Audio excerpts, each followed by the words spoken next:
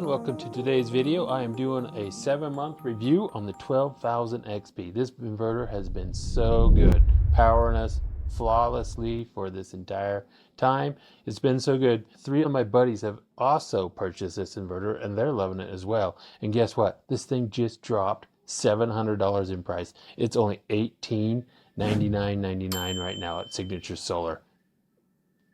It is definitely a great time to scoop one of these up. It's definitely my favorite inverter. It's everybody's favorite inverter. It seems like so many people are buying these. It's like so popular. Let's get down to the power usage.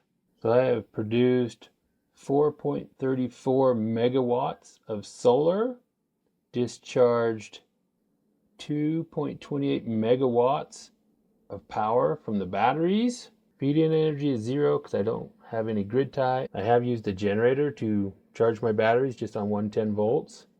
And total consumption, 3.66 megawatt hours. So I've run a bit of juice through here. Right now it's a good sunny day. We've got 3,554 watts coming in from my solar pavilion. I've also got 1,010 watts coming in from my other solar array. Battery's at 82%.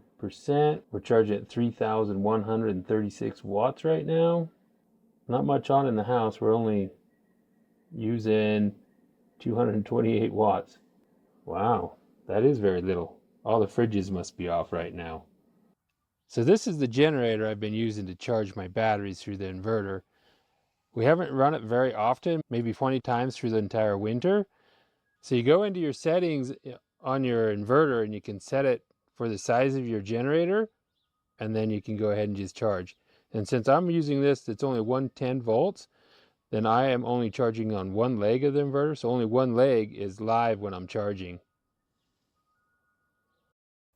Now we're going to take a look at the batteries. I've got 2 of the Wallmount batteries. These are 280 amp hour batteries. They've been working great. I've got to say, the screens, I never use those because I always use the app.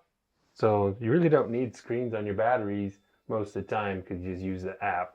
But they've been working great. One of the changes I would definitely do, because we find that we charge up really well during the day, but on those cloudy days, if we had a little more buffer of power, the next upgrade I want to do to my system here is to get one of the new 314 amp hour batteries.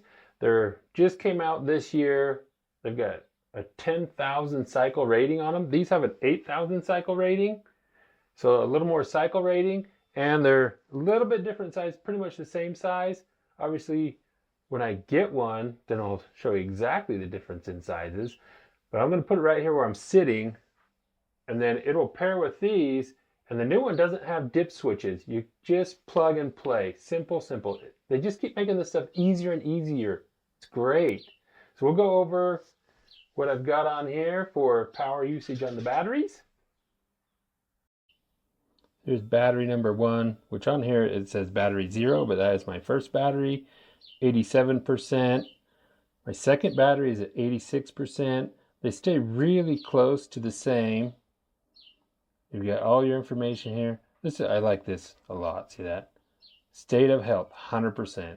State of health, 100%. It's going to be interesting to see how many cycles these batteries go before this changes from 100% to a different number. Cycle count is a little different. I've got 107 cycles on my first battery and 103 cycles on my second battery. But overall, 7 months of usage, I'm just over 100 cycles on these, which means I'm using less than 200 cycles a year powering my house. These batteries have been great. I've run on lead acid for so many years that upgrading to these lithium batteries is crazy because you forget that you're off grid because you never maintenance these. You just have power. So I love the lithium. Maintenance free is so great. One of the things I have learned over the course of using these, my batteries are always balanced out really well, but I charge them to 100% basically every single day. I've noticed that there's people that are having problems with their batteries, but they're not charging to 100%. And so the battery cells start getting imbalanced because it doesn't get all the way charged up where it tops them all off and balances your whole bank. And so you definitely want to charge them up to 100%. There's people that say you should only go up to 80% on your batteries, but that's because they're thinking of lithium ion batteries, not lithium iron phosphate, which the iron phosphate charges up to 100%. Now, if you only want to use 80% of your battery, you take it down to 20%, and then that way you're only using 80% of the capacity, but always charge up to 100% to get the best usage out of these. So having your own power system is so great. You just have electricity, the sun pops out, you're producing power. I just love it. And the thing about solar that's so crazy is every year it gets easier and easier. More of the components are more plug and play and just ready to rock and roll. So great.